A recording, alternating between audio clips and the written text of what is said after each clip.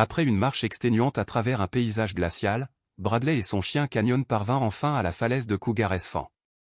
La paroi abrupte, balayée par le vent, semblait veiller sur un secret ancien. Derrière une cascade gelée, prisonnière de l'hiver comme une colonne de verre, se cachait un passage dissimulé, invisible à quiconque ne le connaissait pas. Ils le longèrent prudemment jusqu'à atteindre une porte d'acier renforcée, habilement peinte pour se confondre avec la roche. C'était la dernière entrée vers un sanctuaire qui appartenait à un homme mort depuis 10 ans. Mais au moment où Bradley posa la main sur le métal froid, un frisson violent lui traversa l'échine. La porte, qui aurait dû être hermétiquement verrouillée, n'était pas fermée.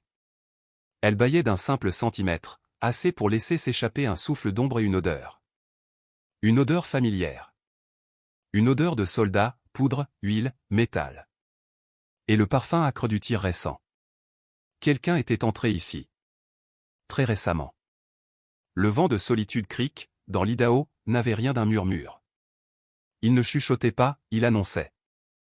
Il parlait en soupirs creux à travers les pins tordus par les hivers, et en commandes abruptes qui fouettaient l'immense plaine enneigée du ranch. Bradley, la quarantaine mais portant sur les épaules bien davantage que ses années réelles, resserra le col de sa veste en cuir brun, usé par le temps. Le froid s'abattait sur lui comme une masse compacte, traversant son épaisse chemise en flanelle rouge. Il se tenait sur le porche de la petite maison du ranch, les mains enfouies dans les poches de son jean délavé. Ses bottes solides étaient plantées dans le bois rongé par le gel. Grand, sec mais robuste, il avait ce visage que sculpte la montagne, anguleux, tanné par le vent, mais illuminé par une douceur dans le regard que les épreuves n'avaient jamais réussi à éteindre. Dans ses cheveux bruns qui effleuraient son col, quelques mèches grises annonçaient le temps passé à lutter contre des fantômes invisibles. 10 ans. 10 ans depuis l'accident.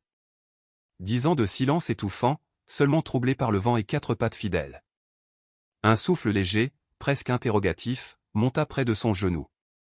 Bradley baissa les yeux. Canyon, un berger allemand de 8 ans, le regardait avec une concentration inébranlable. Sa fourrure bicolore, un mélange de gris argenté et de blanc, semblait faite pour ce climat brut. Canyon n'était pas vraiment un animal de compagnie. Il était un vétéran. Un frère d'armes. Je vérifie juste la clôture, mon gars, murmura Bradley d'une voix rauque. Canyon n'était pas qu'un chien. Il était l'unique raison pour laquelle Bradley parvenait encore à dormir ou du moins, à rester allongé lorsque les cauchemars ressurgissaient. Ancien chien militaire, son instinct demeurait aiguisé. Il ne cherchait plus des explosifs, il cherchait les tempêtes dans la respiration de Bradley, les tensions dans ses épaules, l'odeur de la panique avant qu'elle ne l'engloutisse. Depuis 5 ans, Canyon était son ombre. Mais leur lien remontait plus loin encore, jusqu'à l'homme qu'ils avaient tous les deux aimé. À travers la fenêtre givrée, on apercevait la photographie posée sur la cheminée. Tom, le père de Bradley. L'image ramenait à lui le souvenir d'un appel vidéo depuis une base avancée en Afghanistan, connexion instable, pixels vacillants, mais le sourire de Tom éclatant dans l'écran. Tom, agent du FBI durant toute sa vie, n'était pas supposé comprendre un chien militaire hyperactif et traumatisé. Pourtant, il l'avait compris. C'est un héros, Bradley, avait-il dit, sa voix grésillante mais chaleureuse. Et il mérite une vraie retraite. Je veillerai sur lui pour toi. Je veillerai sur le ranch. Concentre-toi sur ta mission. Canyon avait été blessé. Sa carrière stoppait net. Bradley, encore déployé pour 6 mois, avait tout tenté pour garantir au chien une adoption sécurisée. Mais Tom avait pris l'avion jusqu'en Allemagne, avait rempli chaque document, suivi chaque procédure, et ramené Canyon dans l'Idaho. Pendant 8 mois, père et chien avaient vécu seuls sur le ranch. Tom, l'intellectuel silencieux. Canyon, le soldat traumatisé. Et pourtant, ensemble, ils avaient guéri. Lorsque Bradley était rentré, Canyon l'attendait, comme un pont vivant entre celui qu'il avait été et celui qu'il devait redevenir. 1 an plus tard, Tom mourait. Un accident d'escalade sur Cougar Esfand. Une tempête imprévisible. Un faux pas. Maintenant, il ne restait que ce ranch. Et Canyon. Le dernier vestige d'un amour paternel inébranlable. Le vent changea de tonalité, passant du hurlement à un long gémissement aigu. Le ciel gris, uniforme depuis l'aube, virait désormais au violet foncé. La tempête arrive vite, murmura Bradley. Allons vérifier la vieille grange. Ils traversèrent la neige fraîche, avançant au même rythme, comme deux soldats en patrouille. La grange, à une centaine de mètres de la maison, datait des années 1970. Elle penchait légèrement, fatiguée, mais Bradley n'avait jamais eu la force de trier les objets que Tom y avait entreposés. Trop de souvenirs. Trop de blessures encore ouvertes. Les premières rafales violentes les frappèrent avant d'arriver. Des lames d'air glacé leur arrachaient la respiration. Bradley tira son chapeau plus bas. Le vent ne hurlait plus, il rugissait. Ils passèrent l'après-midi à sécuriser ce qui pouvait l'être. Mais la nature était plus rapide qu'eux. À 16 heures, le monde avait disparu dans un mur blanc. Ils regagnèrent la maison, trempés, épuisés, la tempête secouant les murs comme une bête affamée. Canyon s'endormit près du foyer, mais Bradley ne trouvait pas le repos. Le vent faisait gémir la charpente. Puis soudain, un bruit sourd, profond, résonna sous ses pieds, un grondement de bois brisé, suivi d'un wimp étouffé qui fit vibrer le sol. Canyon bondit avant même que Bradley n'ouvre les yeux. Le chien grognait déjà. Bradley attrapa sa lampe torche. Qu'est-ce que... La vieille grange? La neige cessa juste avant l'aube, laissant derrière elle un silence absolu, presque sacré. Bradley enfila ses bottes, son manteau glacé, et sortit. Le spectacle le coupa net dans son élan. La vieille grange. Effondrée. Pas complètement, mais son toit principal avait cédé sous le poids de la neige. Une immense entaille en V, un chaos de métal tordu et de bois éclaté. Non non, non. Ce n'était pas seulement un bâtiment perdu. C'était un morceau de Tom, encore une fois arraché au monde. Il avança, hébété, Canyon trottant nerveusement autour de lui. La neige atteignait presque la hauteur de ses genoux. Un bruit étrange monta du sol, un gargouillis étouffé. Encore quoi? Soupira-t-il en massant ses tempes. Le panneau principal du toit avait heurté le sol avec assez de force pour briser les vieilles planches et quelque chose en dessous. Un ancien conduit d'eau, oublié, qui alimentait les abreuvoirs du bétail. Il aurait dû être gelé, mais le choc l'avait fracturé. L'eau montait, transformant la neige et les débris en une boue glacée. Parfait, juste parfait, marmonna Bradley, accablé. Il pensait déjà aux heures de travail à venir. Il était tellement absorbé qu'il ne remarqua pas tout de suite l'immobilité totale de Canyon. Le chien se tenait à 20 pieds de lui. Figé. Les oreilles pointées vers l'avant, la tête basse, chaque muscle tendu. Il ne regardait pas Bradley. Ni le toit effondré. Ni les décombres. Il fixait la boue qui bouillonnait lentement. Canyon? Qu'est-ce qu'il y a, mon garçon? Le chien n'esquissa pas un mouvement. Un gémissement aigu monta dans sa gorge. Il avança d'un pas. Puis d'un deuxième. Son museau inspecta l'air, puis l'eau. Il se pencha, renifla. Et recula brusquement, comme frappé par une vérité invisible. Alors, quelque chose bascula en lui. Le compagnon aimant disparut. Le retraité paisible disparut. Il devint MWD Canyon. Chien militaire. Opérationnel. Il se mit à creuser. Canyon, non. Arrête. Ce n'est que de la boue, mon gars.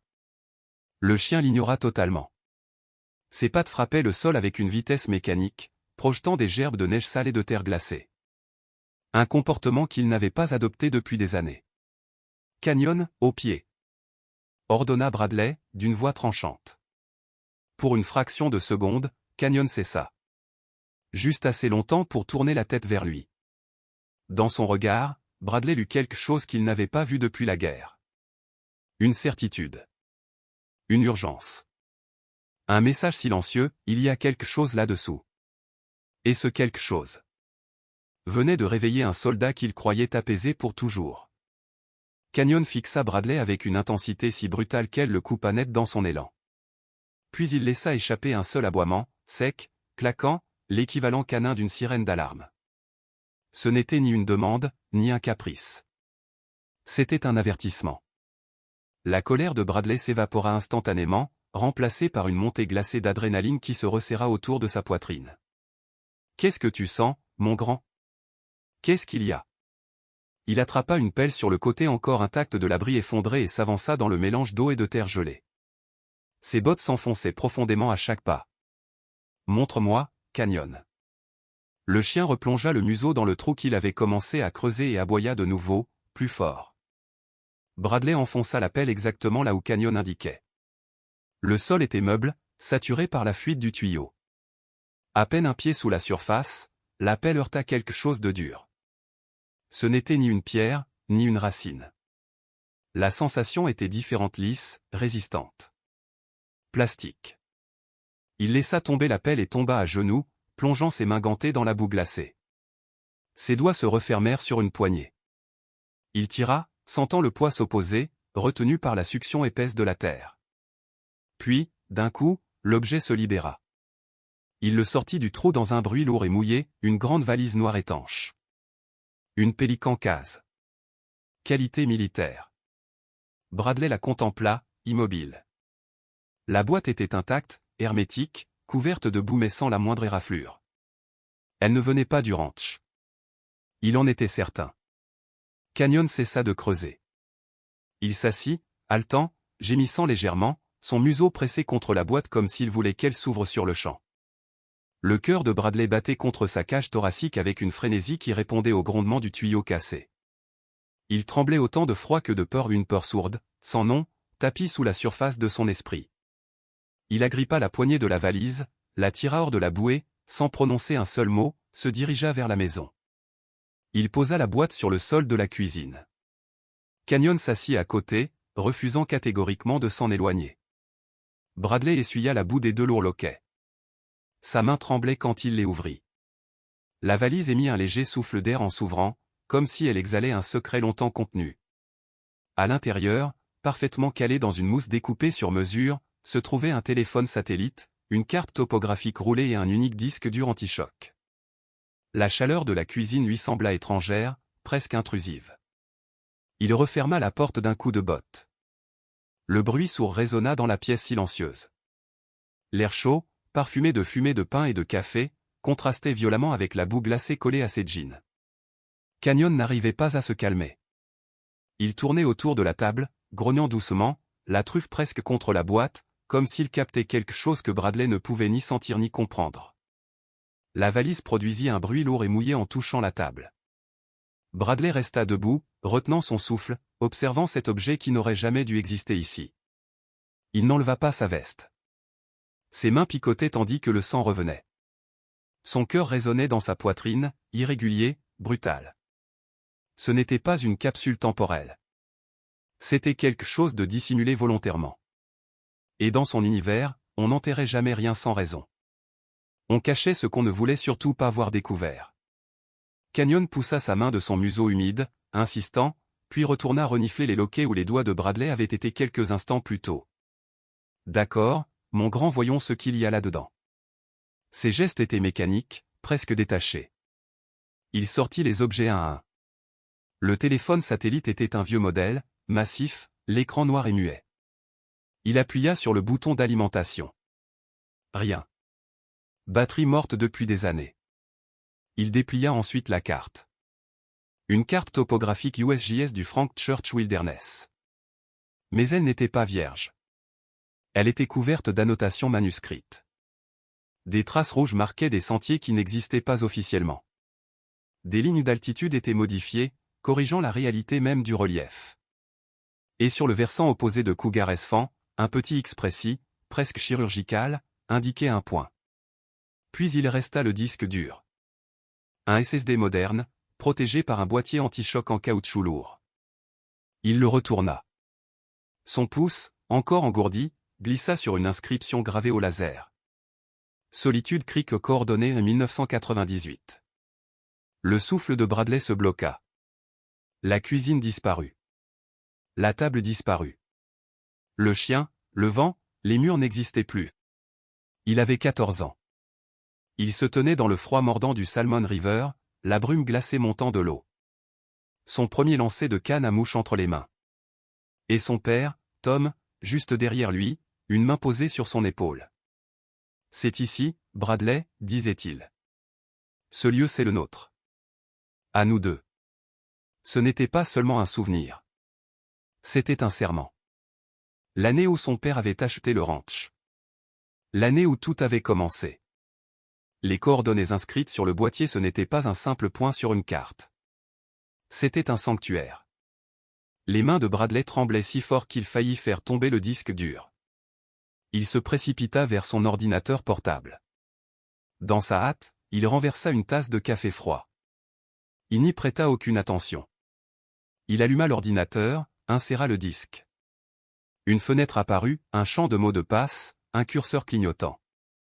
Ses doigts, glacés, saisirent instinctivement une série de chiffres. La fenêtre disparut. Le disque se déverrouilla. Un seul fichier. Redmi.mp4. Bradley sentit sa gorge se serrer. C'était le point de non-retour.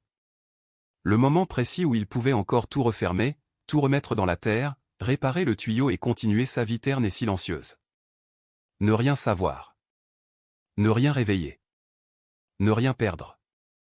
Canyon, percevant son hésitation, glissa sa tête sous sa main. Bradley cliqua. L'écran devint noir. Puis une image apparut. Un visage. Il s'étouffa presque. Il connaissait ce visage mieux que le sien. La mâchoire déterminée, les yeux intelligents, le léger pli de la bouche quand il était sérieux, mais quelque chose clochait. Cet homme n'était pas celui de ses souvenirs. Il avait 10 ans de plus. Ses cheveux, presque entièrement gris. Son visage, creusé, marqué par la fatigue, la solitude, le danger. Il se trouvait dans une pièce sombre, faite de pierre ou de béton. Puis il parla. Bradley. La voix. La voix de son père. Pas un écho du passé. Pas un fantasme. Pas un souvenir. Une voix bien réelle. Fatigué, rauque, pressé. Canyon bondit sur ses pattes. Ses oreilles se couchèrent. Un gémissement grave sortit de sa poitrine tandis qu'il avançait lentement vers l'ordinateur. Tom regardait droit dans la caméra. Droit dans lui. Si tu regardes ceci, cela signifie que je suis mort. Un gouffre se forma dans l'estomac de Bradley. Mort. Mais vivant. Mais mort. Tom reprit, sa voix étranglée par une émotion que Bradley ne parvenait pas à identifier. Je suis désolé, mon fils. J'ai dû te protéger. J'ai dû te laisser partir. Ta sécurité était la seule chose qui comptait. Canyon approcha le haut-parleur, le renifla longuement, puis leva les yeux vers Bradley, complètement perdu. Il entendait son maître. Il le reconnaissait. Et il ne le voyait pas. Tom continua. Cette boîte est un dispositif de secours. Un interrupteur mort. Mon système t'envoie un message crypté avec la localisation si je ne fais pas mon rapport dans les 72 heures. Si tu vois cette vidéo, cela signifie que j'ai manqué mon rapport. Cela signifie qu'ils m'ont trouvé. Le cerveau de Bradley se mit à tourner à toute allure. Ce disque contient tout. Tout sur le projet Nightshade. Et sur un homme nommé Malcolm. Le directeur d'Ari Global Solutions. L'homme qui m'a forcé la main. Voici les preuves. Tom se pencha encore plus près de l'objectif. Ses yeux brillaient d'une urgence désespérée. Écoute-moi, Bradley. C'est ma dernière demande. Prends ce disque. Prends la carte. Va voir l'agent Teresa Von. Son numéro est enregistré dans le téléphone satellite. C'est la seule personne en qui j'ai confiance. Donne-lui tout.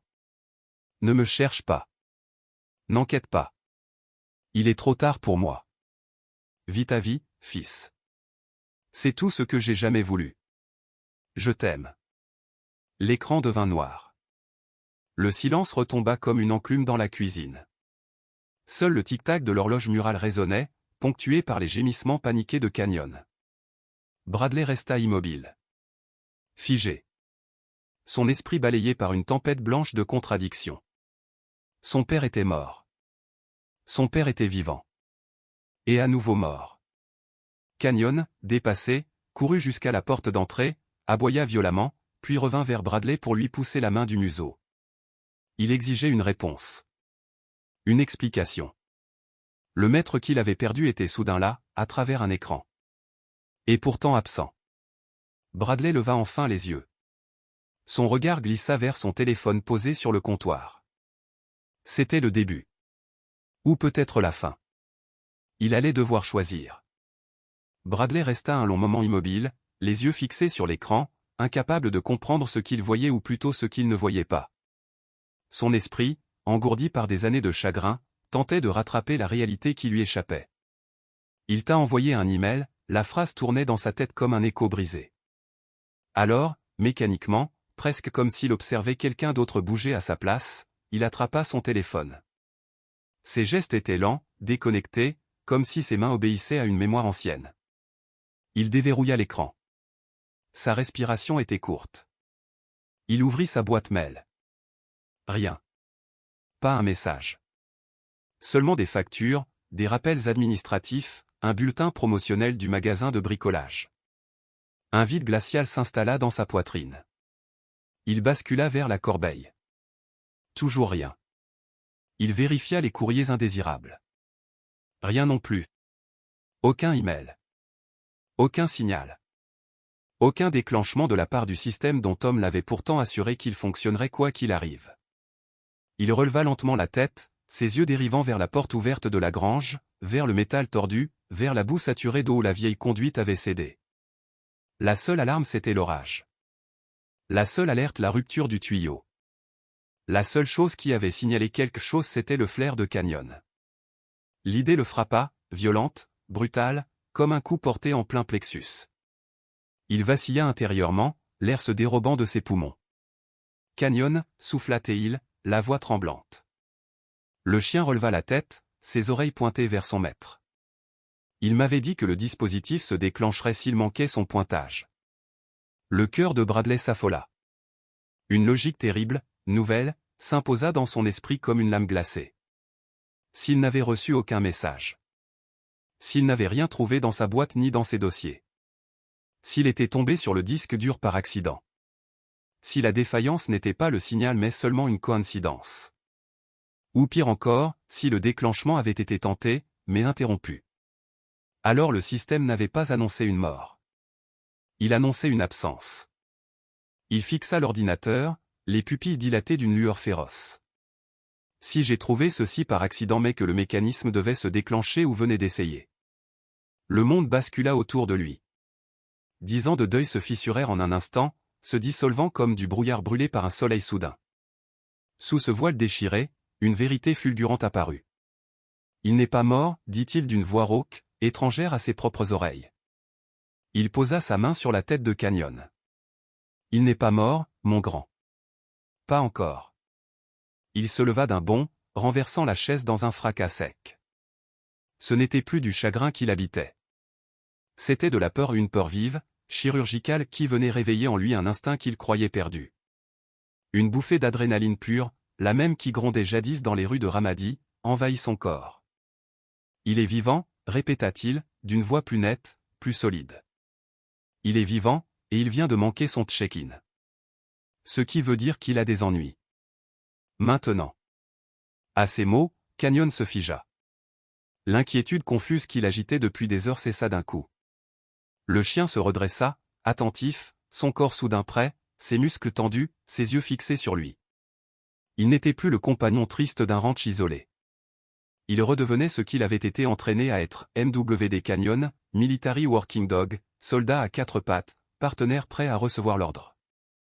Bradley fixa la dernière vidéo de Tom, ses mots résonnant encore, « Ne viens pas me chercher ». Il referma brutalement le laptop et saisit le disque dur. Il attrapa la carte qu'il avait dépliée plus tôt. Puis, d'un geste déterminé, il brancha le téléphone satellite sur le chargeur mural. « Il m'a demandé de vivre ma vie », murmura Bradley, la main serrée en un poing ferme. Il n'a plus le droit de demander ça. Pas maintenant. Il traversa la pièce et ouvrit le porte-manteau. Son geste fut précis, contrôlé. Il ignora la photographie posée sur la cheminée, celle qu'il ne regardait plus que distraitement depuis des années, et enfila sa lourde parka.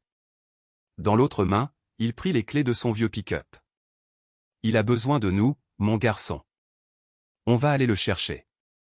Canyon répondit par un aboiement unique, clair, vibrant de certitude. Un cri qui n'avait rien de joyeux. Un cri de mission. Dans la cuisine, seul le ronronnement du réfrigérateur brisait le silence. Bradley respira profondément. L'homme brisé, le rancher solitaire, l'ombre de lui-même qu'il avait été pendant une décennie, cet homme disparut. En un souffle. À sa place se dressait à nouveau un soldat. La transformation était totale. Le voile lourd de la dépression et du traumatisme, ce manteau invisible qui pesait constamment sur ses épaules, s'était volatilisé, consumé par l'urgence brûlante d'une mission. Ses yeux, autrefois voilés par la douleur, étaient à présent clairs, glacials, focalisés.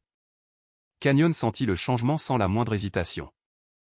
Sa posture devint rigide, professionnelle. Plus un gémissement, plus une hésitation. La queue basse et stable, l'œil vif et concentré, il attendait l'ordre. Bradley se mit en mouvement. Pas dans la précipitation, mais dans une économie de gestes parfaite. Chaque action était intentionnelle, maîtrisée, presque chorégraphiée. Il ouvrit le placard du hall, en sortit un grand sac militaire et le posa sur la table près du disque dur, comme un rituel qu'il n'avait plus accompli depuis longtemps. Il commença à préparer l'équipement. D'abord les essentiels.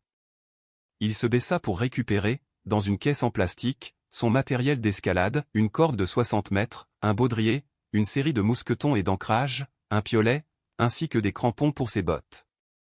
Il jeta un coup d'œil à la carte. La croix indiquée ne se trouvait pas sur un sentier. Elle était posée directement sur la paroi de la falaise. Rien de tout cela n'avait été un hasard. Il avait toujours su que cette quête ne serait pas une simple randonnée. Dans sa chambre, il ouvrit le cabinet verrouillé.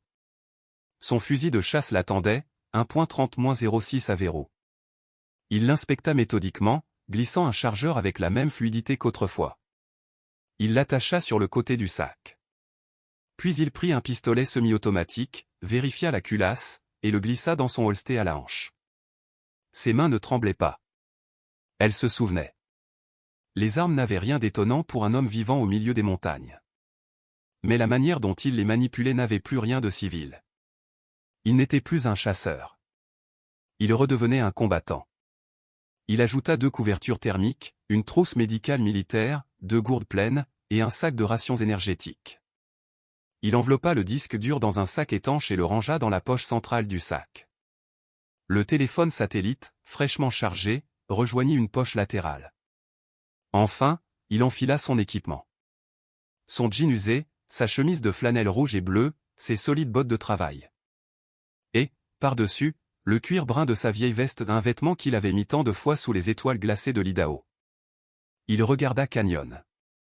Le chien n'avait pas bougé d'1 millimètre. Son regard était fixé sur lui, brûlant de détermination. « Prêt, mon grand ? On y va. » Canyon ne répondit pas par un aboiement cette fois. Il marcha simplement vers la porte et s'y posta, tel un soldat en attente. Le moteur du vieux pick-up gronda dans la nuit, réticent au froid mordant. Les pneus mordirent la neige épaisse tandis que Bradley engageait la transmission en mode 4 roues motrices. Le trajet jusqu'à la forêt se fit dans un silence presque religieux, seulement troublé par les souffles réguliers du chien et le bruit du chauffage. Il parcourut autant de distance que la route sinueuse du service forestier le permit. Après 6 miles, un mur de neige infranchissable barra la voie. Bradley arrêta le moteur, coupa le contact. Un silence absolu s'abattit. On continue à pied. Il hissa son sac, sentit la charge l'écraser un bref instant avant que son corps ne s'adapte par réflexe. Il saisit son piolet, l'utilisant comme bâton, et s'avança dans l'air glacial. La morsure du froid lui fouetta le visage. La neige montait jusqu'à ses genoux. Chaque pas était un combat. Canyon, conçu pour ce genre de conditions, avançait plus librement. Il bondissait, revenait, restait dans un rayon d'une vingtaine de mètres, fidèle et vigilant. Pendant 2 heures, le monde se limita au crissement de la neige sous leurs pas, à la respiration haletante de Bradley, et au bruissement lointain des branches sous le poids du givre. La pente devint plus raide. Les arbres s'espacèrent. Le sol se transformait progressivement en roche nue.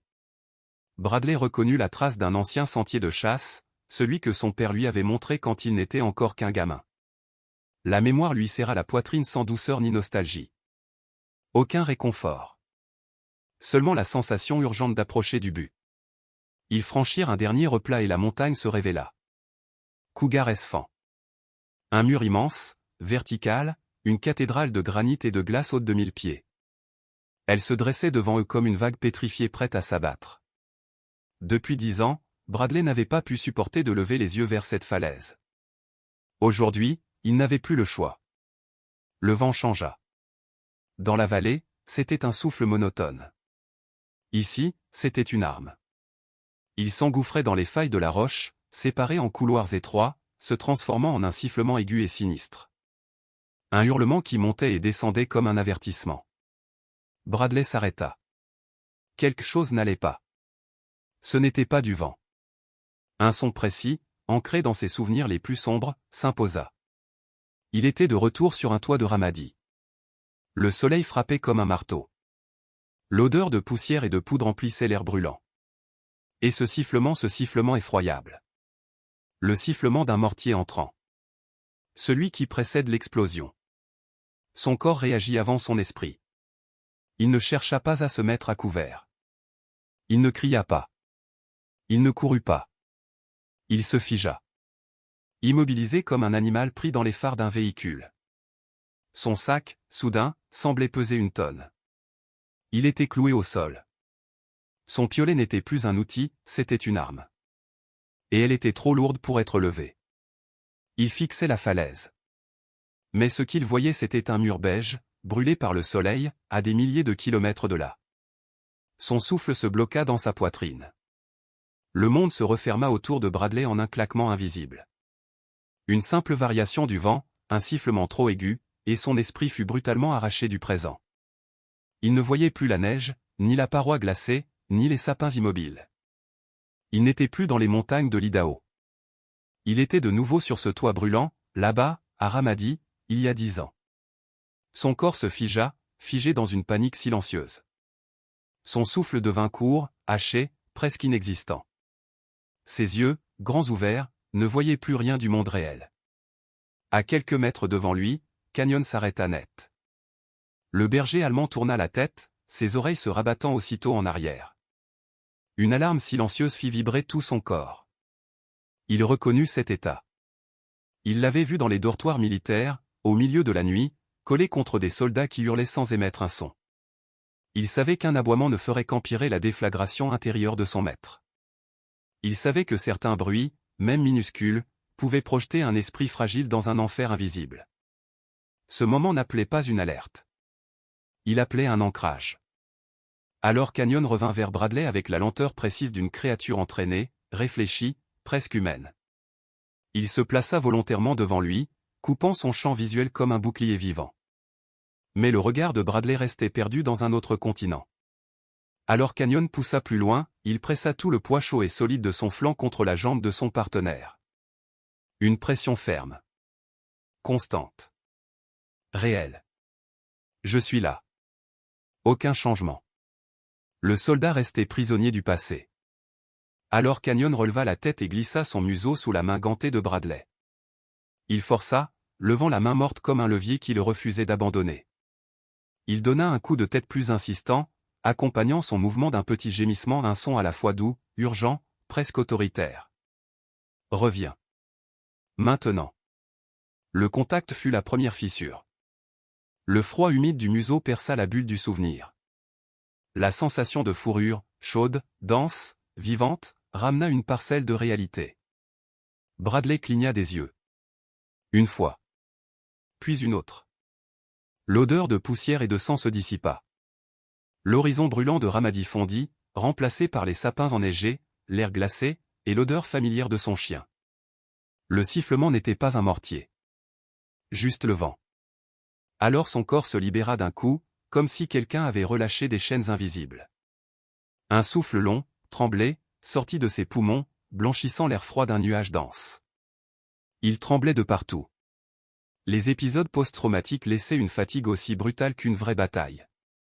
Canyon, souffla-t-il, la voix cassée.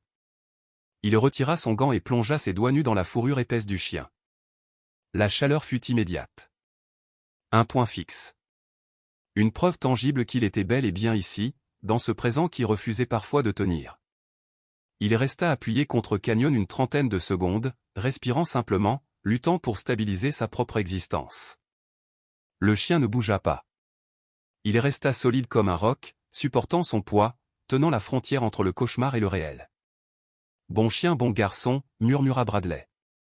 Je vais bien. Il se redressa, encore courbaturé par le contre-coup, mais déjà une détermination froide revenait se loger dans ses muscles. Il leva les yeux vers la paroi de granit qui dominait la vallée, imposante, verticale.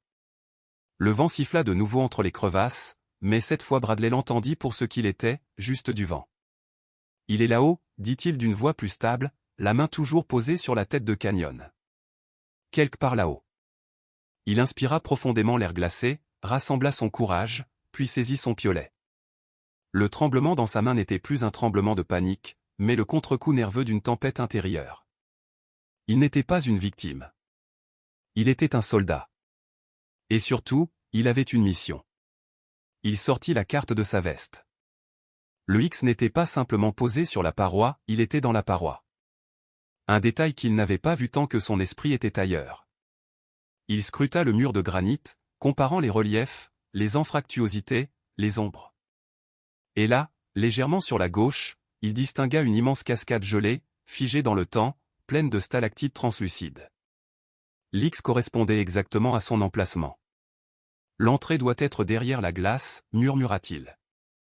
La traversée semblait suicidaire, une vire étroite, glacée, suspendue au-dessus du vide. Il sortit ses crampons. Canyon émit un gémissement inquiet. « Je dois y aller, mon grand. Toi, reste là. » Mais au moment où Bradley avançait vers le passage mortel, Canyon aboya un seul aboiement sec, autoritaire.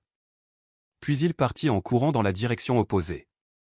Non pas vers la vire dangereuse, mais vers un amas dense de pins chargé de neige au pied de la falaise.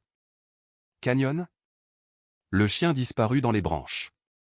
Puis sa tête réapparut, et il aboya de nouveau. Bradley le suivit, repoussant les branches lourdes et humides et découvrit un sentier étroit, presque invisible.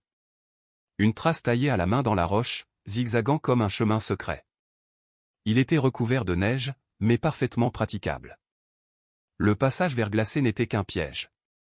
Ceci était la véritable entrée. Bon chien montre la voie. Le chemin était raide, étroit, mais stable. Il montait enlacé jusqu'à une corniche large et protégée, totalement cachée derrière la cascade gelée. Et là, enchâssée dans la pierre, se trouvait une porte d'acier renforcée, peinte de la même couleur que le granit, parfaitement camouflée. Le cœur de Bradley se mit à battre plus fort. Il avait enfin trouvé l'endroit. Mais quelque chose clochait. La porte n'était pas verrouillée. Elle était entr'ouverte à peine 1 centimètre, mais suffisamment pour envoyer un frisson glacial dans le dos de Bradley. Un homme vivant caché depuis 10 ans. Un homme aussi prudent que son père. Cet homme-là ne laisserait jamais une porte entr'ouverte. Bradley défit lentement la sangle de son holster. Ses doigts trouvèrent la crosse familière. Il sortit son arme dans un silence parfait. Canyon garde. Le chien devint une ombre. Ses muscles se ramassèrent, son corps se fit bas, silencieux, concentré. Plus un compagnon, une arme entraînée. Bradley poussa la porte du bout de sa botte. La lourde plaque d'acier pivota sans un bruit, parfaitement entretenue. Puis vint l'odeur. Pas l'odeur d'un refuge poussiéreux abandonné. L'odeur d'ozone. De circuits électroniques chauds. Et quelque chose d'autre, plus métallique. Une odeur de sang. Et de poudre. Récent. À l'intérieur, la pièce n'avait rien d'une cabane rustique. C'était un bunker moderne. Une rangée de serveurs clignotait dans un coin. Des cartes et des schémas tapissaient un mur entier. Une chaise renversée gisait au sol, les pieds en l'air. Des douilles vides jonchaient le béton de 2 calibres différents. Sur un lourd bureau d'acier, un ordinateur portable arborait un trou net au milieu de l'écran, comme si quelqu'un avait tiré à bout portant. Et sur le sol une tache sombre. Encore humide. Canyon frémit. Bradley sentit le sol se dérober sous ses certitudes. « Tom » murmura-t-il, la gorge serrée. Une voix surgit de l'ombre, rauque, grave, maîtrisée. « Ne bougez pas. » Le son sec d'un cran de sécurité qu'on relève claqua dans l'air glacial. Bradley se figea. Il garda son arme pointée vers le sol sans la lâcher. Canyon pivota instantanément, un grondement profond vibrant dans ses entrailles. Le chien se plaça entre Bradley et la source de la menace, poil hérissé, croc découvert. « J'ai dit ne bougez pas. » Un homme sortit lentement de l'ombre. La soixantaine, les cheveux gris en désordre, le visage ravagé par la peur et l'épuisement. Il tenait une carabine de chasse braquée sur la poitrine de Bradley. « Qui êtes-vous? Comment avez-vous trouvé cet endroit? » « Je cherche mon père, » répondit Bradley, d'une voix d'acier. L'homme blêmit. « Votre père ?» Le silence devint une matière solide. Canyon cessa soudain de grogner. Ses oreilles basculèrent. Il fit un petit bruit confus, pencha la tête puis s'avança. Lentement. Prudemment. Il renifla l'air, s'approcha, puis posa son museau contre la main tremblante de l'inconnu. L'homme regarda le chien comme s'il voyait un fantôme. Puis sa carabine s'abaissa. Canyon, souffla-t-il, submergé. Mon Dieu! Son regard remonta vers Bradley. Et dans ses yeux se peignit une reconnaissance foudroyante. Vous, murmura-t-il, la voix tremblante. Vous êtes Bradley. Le fils de Tom. Bradley serra plus fort son arme. Comment connaissez-vous ce chien? Qui êtes-vous? L'homme déglutit, les mains tremblantes. Je m'appelle Félix Grant. J'étais le meilleur ami de votre père. Le nom frappa Bradley comme un souvenir oublié. Oncle Félix. L'homme qui lui offrait toujours un petit avion en modèle réduit quand il venait à la maison. Il ne l'avait pas vu depuis 15 ans. Il est vivant, n'est-ce pas? Demanda Bradley, la voix rauque. Mon père est-il vivant? Le visage de Félix se contracta de douleur. Je ne sais pas, répondit-il, dévasté. J'ai tellement eu peur quand il n'a pas fait son signal. Son signal? Répéta Bradley en abaissant enfin son arme. Félix hocha la tête, accablé. Tom avait une procédure, un check-in toutes les 24 heures. Juste un signe, un message codé, pour me dire qu'il allait bien. Il a manqué celui d'hier matin. Il passa une main nerveuse dans ses cheveux gris. C'est pour ça que je suis ici. Parce que si Tom n'envoie pas son signal, alors quelque chose de terrible s'est passé. Et Bradley comprit, d'un seul coup, que tout ce qu'il croyait être un mystère venait de se transformer en compte à rebours. Son père n'était peut-être pas mort depuis 10 ans. Il était peut-être en train de mourir maintenant. Bradley avait l'impression que le sol se dérobait sous ses pieds. Il fixait Félix, sans comprendre comment le monde qu'il croyait connaître pouvait se fissurer aussi brutalement. L'homme en face de lui avait le visage tiré, creusé par la fatigue et la culpabilité, comme quelqu'un qui portait un secret trop lourd depuis trop longtemps. J'ai pris le premier vol pour Boise, commença Félix d'une voix brisée. J'ai conduit toute la nuit. Je suis arrivé il y a à peine 1 heure. Et j'ai trouvé ça.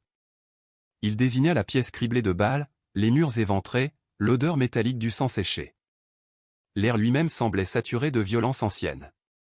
J'ai pensé qu'ils l'avaient finalement retrouvé, qu'ils avaient fini par le tuer. Il se pencha, regardant la grande tache sombre sur le sol. Harry Global. Malcolm.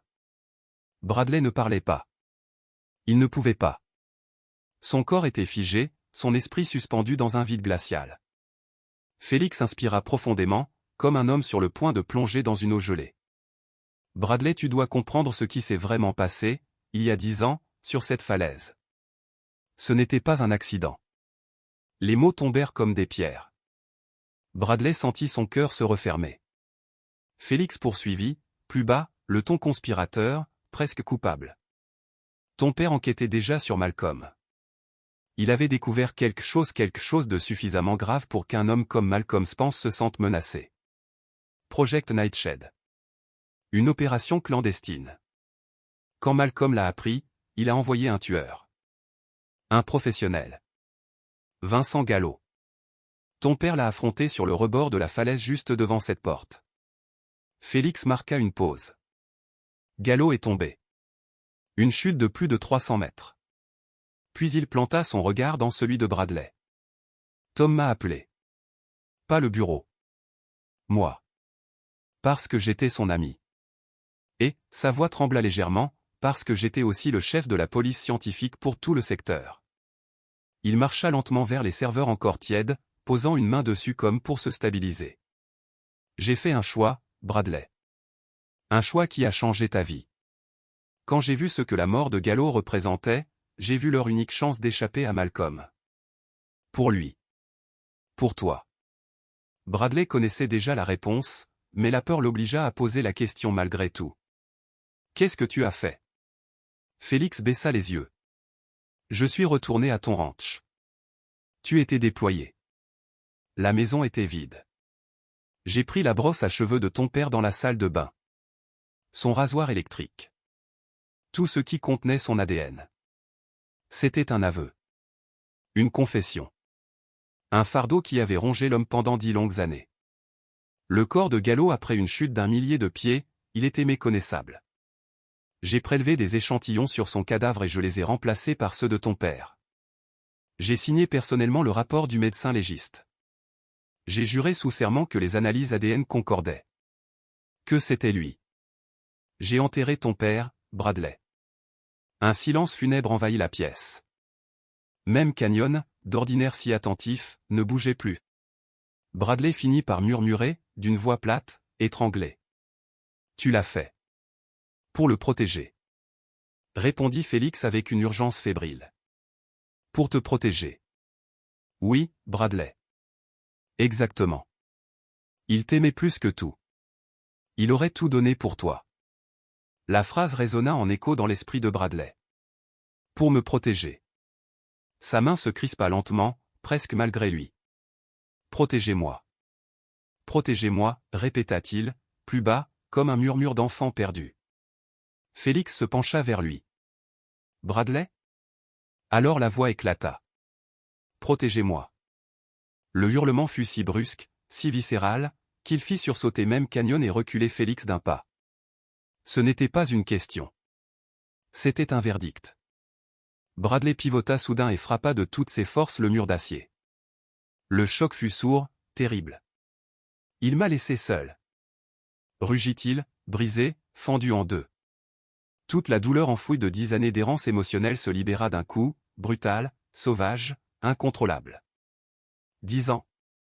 Hurla-t-il, sa voix se brisant sous l'effort. 10 ans à le pleurer.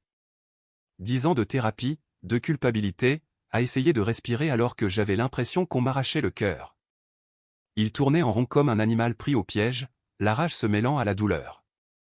Il envoya valser une chaise qui heurta les serveurs dans un fracas métallique. Tu sais où j'étais. Il se jeta presque sur Félix, un doigt accusateur tendu vers lui. Tu sais où accent grave j'étais quand j'ai appris qu'il était mort? J'étais en Afghanistan. En patrouille à Ramadi, en train d'essayer de ne pas mourir. Je gravais son nom dans ma mémoire pendant que lui et lui se cachaient.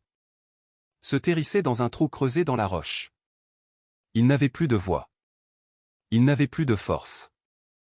La rage s'étouffa d'elle-même et son corps sembla s'effondrer, vidé. Il glissa contre le mur, s'accroupit, la tête dans les mains. Il m'a laissé croire qu'il était mort, murmura-t-il, dévasté. Sous la colère, il n'y avait plus qu'une plaie vive. Canyon s'avança alors. Il posa sa lourde tête sous le bras de Bradley, le forçant à le toucher, à sentir la chaleur réelle, vivante, d'un être qui ne mentait jamais. Le chien se pressa contre lui, le maintenant solidement ancré au sol. Félix observait, le visage ravagé par le remords. Bradley il a fait ça parce que Malcolm serait venu pour toi. Tu étais son point faible. Son unique faiblesse. Bradley leva lentement la tête. Ses yeux étaient rouges, brûlants de chagrin. Ce n'est pas de l'amour, Félix, souffla-t-il d'une voix creuse. C'est un mensonge. Il resserra son étreinte autour du cou de Canyon, enfouissant son visage dans la fourrure grise du chien. Il resta ainsi longtemps, respirant difficilement, laissant les larmes sécher. Puis il releva la tête, son expression basculant peu à peu vers quelque chose de plus dur, plus militaire. Le soldat revenait. Tu as dit qu'il avait manqué son check-in hier. Il inspira profondément. Où est-il maintenant? Le silence retomba comme une chape de plomb. Le bunker n'était plus qu'un tombeau de secrets. Canyon s'éloigna légèrement, reniflant une traînée sombre sur le sol. Son poil se hérissa, et il grogna, bas, nerveux. Le sang. Un sang qui n'était pas celui de Bradley. Félix suivit le regard du chien et pâlit. Il n'a jamais voulu que tu découvres tout ça, dit-il doucement. Il voulait que tu vives. Une vie normale. Une vie qu'il n'a jamais pu avoir. Bradley se redressa lentement, encore tremblant. Alors dis-moi la vérité, Félix. Toute la vérité. Pourquoi aurait-il fait tout ça? Qu'est-ce que cache Project Nightshade? Félix montra le serveur principal, dont les voyants clignotaient dans la pénombre comme des yeux vivants. Harry Global Solutions, la société de Malcolm. Ce n'est pas seulement un sous-traitant militaire. C'est une machine. Une agence privée de renseignement, un empire autonome qui n'obéit qu'à lui. Et depuis 15 ans, il en fait ce qu'il veut. Il reprit sa marche fébrile. Ton père n'était pas un simple agent. Il était brillant. Et c'est justement pour ça qu'il l'avait mis sur une enquête de fraude liée au contrat de défense. En suivant la trace de l'argent, il est tombé sur Harry. Et ce qu'il a découvert allait bien au-delà d'un simple détournement. Bradley fixait les impacts de balles sur le mur, sa voix devenue dure comme la pierre. Il a trouvé quelque chose. Oui, murmura Félix. Et il a voulu exposer Project Nightshade. Il prit une longue inspiration. Nightshade, ce n'est pas une technologie. C'est une liste de cibles. Un protocole d'élimination. Des drones autonomes capables d'assassiner n'importe qui, n'importe où, sans témoin. Journalistes, politiciens, lanceurs d'alerte, tous ceux qui menaçaient Malcolm ont fini sur cette liste. Il se tourna vers Bradley, les yeux brûlants d'une colère ancienne. Ton père a vu la liste. Il a fait le lien. Et Malcolm l'a compris. Alors il s'est enfui. Dit Bradley, l'amertume revenant. Il était acculé, corrigea Félix avec force. Gallo avait reçu l'ordre de le tuer. Quand ton père a survécu, il savait que Malcolm n'abandonnerait jamais. Pas tant que tu étais vivant. Tu étais la seule chose qu'il n'aurait jamais pu abandonner. Alors il a disparu. Pour te sauver.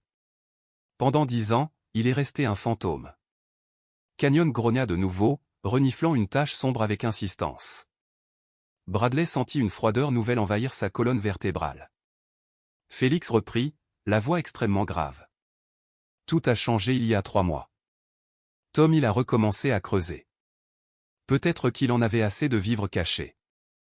Peut-être qu'il voulait détruire Harry une bonne fois pour toutes. Il a suivi une piste. Une piste vers l'unique chose capable de faire tomber Malcolm, un registre. Le registre d'autorisation originale. Un document papier, signé par Malcolm lui-même, détaillant chaque opération Nightshade depuis le début. Il s'interrompit. Regarda le sang. Regarda Canyon. Regarda Bradley. Et c'est là que tout a recommencé à basculer.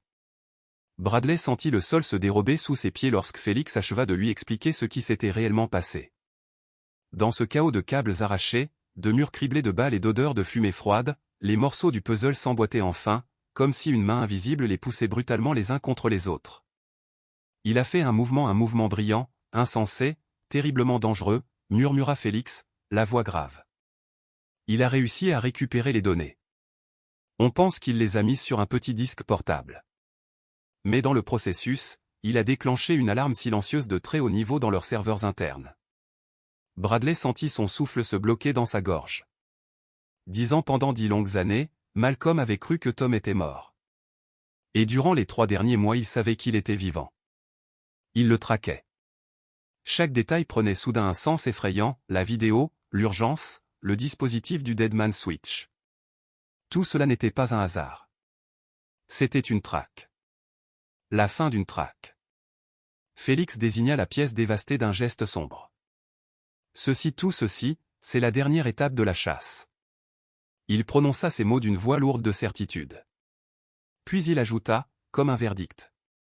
Celui qui mène la traque s'appelle Cross. C'est l'exécuteur de Malcolm, le chef de son équipe de chasse. Pas un bureaucrate, pas un mercenaire de bas étage. Un professionnel. Félix s'accroupit et toucha du bout de la botte les douilles au sol. Ça, c'est du 5.56, munitions tactiques classiques. Mais ça, il montra une douille plus large. Du .45. Ça, c'était toujours Tom. Il s'est battu, Bradley. Il ne s'est pas fait exécuter dans son sommeil. Il s'est battu jusqu'au bout. Canyon, qui suivait Félix depuis le début, gémit soudain et se dirigea vers la porte métallique au fond de la pièce, une sortie que Bradley n'avait même pas remarquée. Elle était entr'ouverte, comme une balafre sombre dans la paroi du bunker. À côté, une traînée de sang bruni formait un arc irrégulier. Il était blessé, dit Félix en montrant la trace. Il est passé par ce tunnel. Il a réussi à s'enfuir, mais il est gravement touché. Et il est dehors dans ce froid depuis presque 24 heures. Bradley fixa la porte. Il se sentait disloqué, déchiré entre 10 ans de deuil et une vie entière d'amour. Une colère sourde monta en lui, brûlante, acide. Il m'a menti, souffla-t-il, comme si les mots pouvaient encore le blesser davantage. Félix, qui jusqu'ici s'était montré d'une patience presque paternelle, éclata soudain. Il saisit Bradley par le col de sa chemise en flanelle et le secoua d'une force surprenante. « Écoute-moi bien, siffla-t-il, le regard fulgurant. Ce n'est pas une histoire de 10 ans. Ce n'est pas ton passé. C'est maintenant que ça se joue. Oui, il a menti. Oui, il a commis un choix impossible. Il a détruit sa propre vie. Il s'est enterré vivant pour te protéger, toi. Et maintenant il est dehors, en train de se vider de son sang dans la neige pendant que l'homme qui a tout déclenché le traque avec des hélicoptères et des caméras thermiques. » Sa voix se brisa, et il relâcha Bradley en le repoussant. « Ta colère est réelle, Bradley. Elle est légitime. Mais elle ne servira à rien si ton père meurt dans les prochaines heures. » Ces mots transpercèrent Bradley comme une balle. S'il se vide de son sang. Une métamorphose brutale s'opéra en lui. Le fils blessé disparut. Le soldat s'éveilla. La douleur se retira comme une marée. La mission prit sa place. Objectif, retrouver Tom. Ennemi, Cross.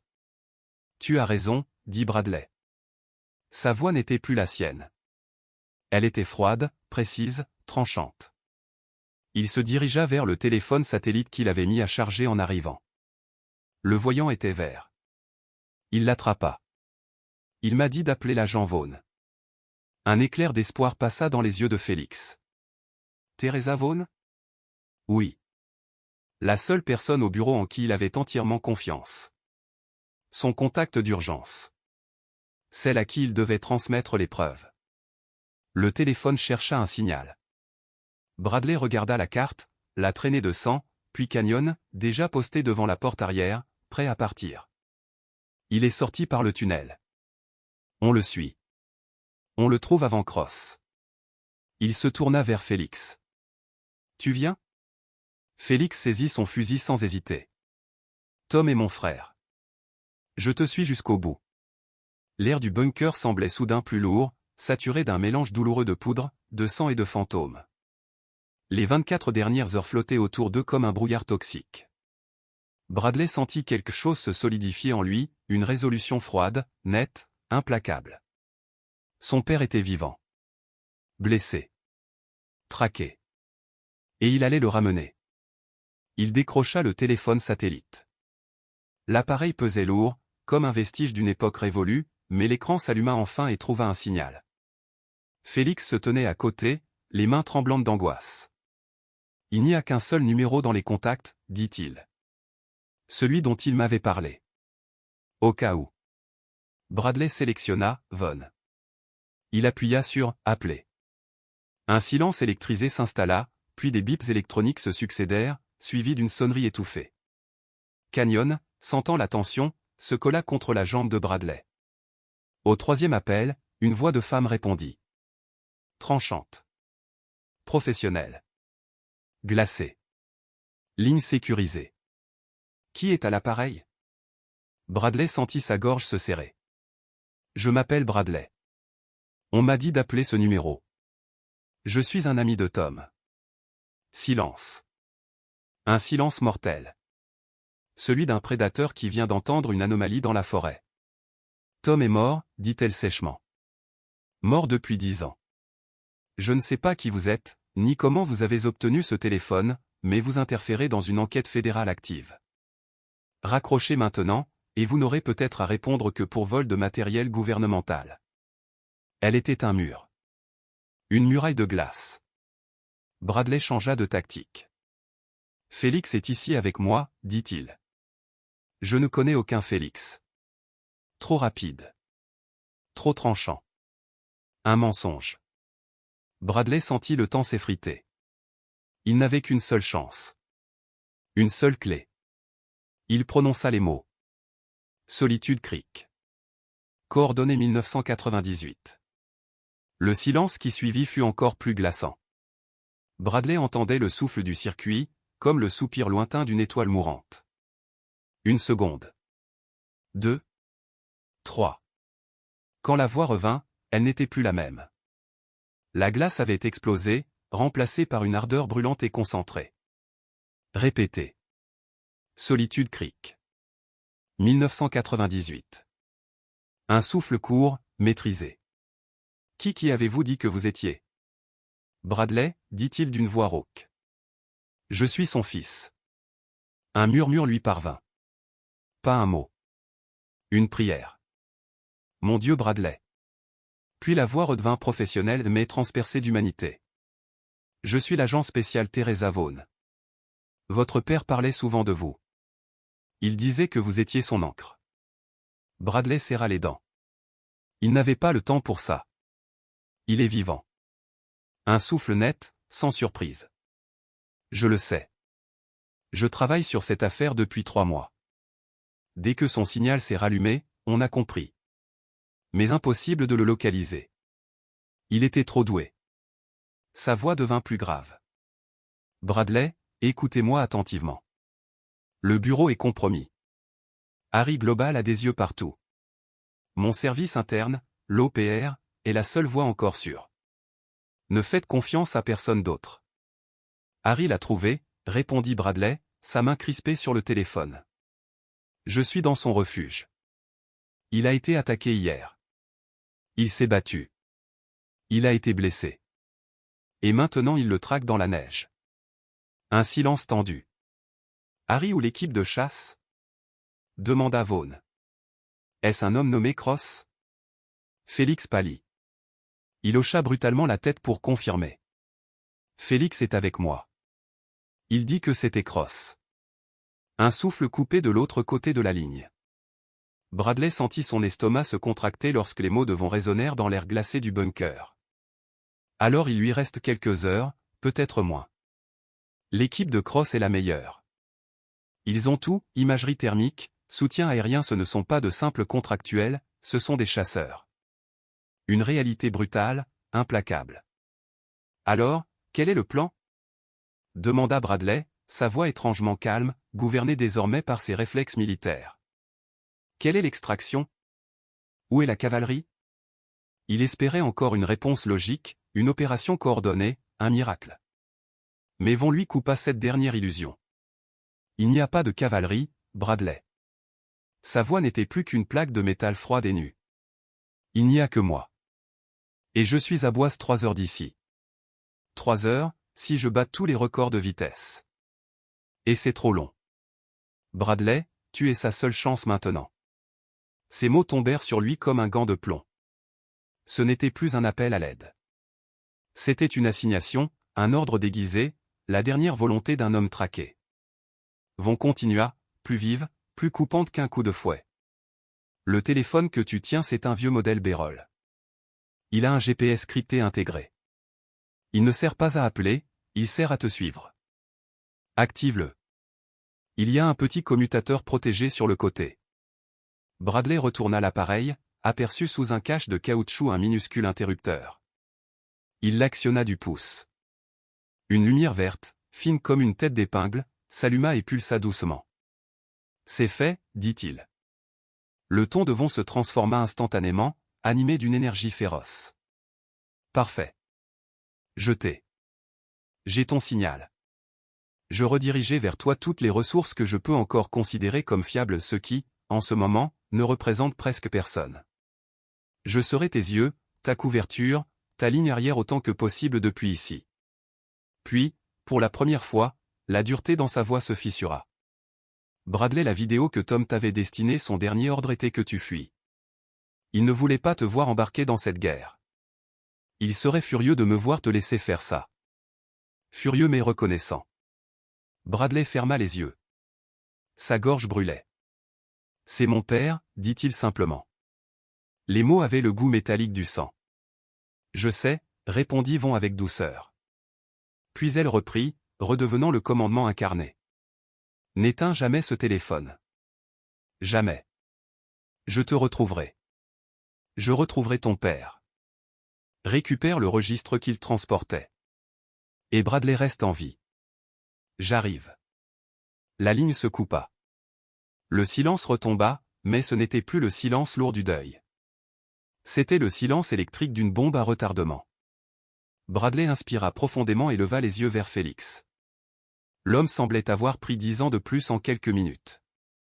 Canyon, lui, restait immobile, assis à ses pieds, oreilles dressées, muscles tendus comme un arc. Non, Bradley n'était pas seul. Il avait un analyste vieillissant armé d'un fusil. Un chien entraîné, son partenaire, son frère d'armes. Et une ange gardienne qui fonçait vers eux depuis Boise. C'était suffisant. Ça devait l'être. Il se tourna vers la porte arrière du bunker, celle qui s'ouvrait sur un tunnel sombre et inconnu, celle par laquelle son père avait fui en laissant des traces de sang derrière lui. Bradley retira le fusil de son dos, vérifia la culasse, puis hocha la tête. On y va. La petite lumière verte du téléphone brillait comme une minuscule étoile obstinée dans la pénombre. Une promesse silencieuse. Un lien ténu avec le ciel, alors que se trouvait enfoui dans la pierre froide et hostile. Bradley resta immobile une seconde, absorbant le poids de la situation. Lui, Félix et Canyon, un soldat brisé, un analyste retraité et un chien prêt à mourir pour lui dans une pièce qui ressemblait à une tombe fraîchement creusée. Félix bougea le premier. Ses articulations protestèrent lorsqu'il se mit en marche vers l'étroite ouverture du tunnel.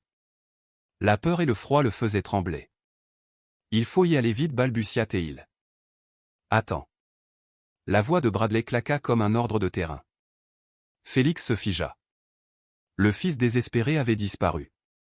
À sa place se tenait un opérateur méthodique, rigoureux, presque impitoyable. On n'entre pas là-dedans à l'aveugle. Pas sans comprendre ce qui s'est passé ici. Bradley revint au centre de la pièce et activa la lampe torche haute puissance accrochée à son sac. Un faisceau blanc, précis, déchira l'obscurité et transforma le bunker en scène de crime. Il me l'a dit dans la vidéo, c'est un fantôme. Mais les fantômes laissent toujours des traces. Il tendit une lampe à Félix. Tiens. Ne l'allume pas. Pas encore. Canyon, sentant le changement d'atmosphère, se colla à Bradley. Son corps vibrait. Il respirait vite. L'air était saturé de l'odeur de Tom, adrénaline, sang, peur et détermination. Bradley s'agenouilla, passa ses doigts gantés sur le sol froid. Ils ont forcé la porte. Tom était à son bureau. Il a repoussé la chaise d'un coup. Il la montra du faisceau. Des marques d'impact sur le côté du bureau en acier confirmaient ses mots. Il s'en est servi comme couverture. Puis Bradley éclaira le sol. Des douilles fines, dorées.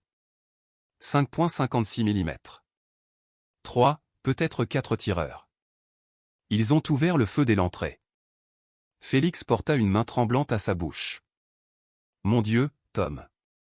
Il était prêt, dit Bradley, sa voix glaciale, presque clinique. Il avança, pointant un autre éclat métallique au sol. Une douille plus grosse. .45 ACP. Ça, c'est à lui.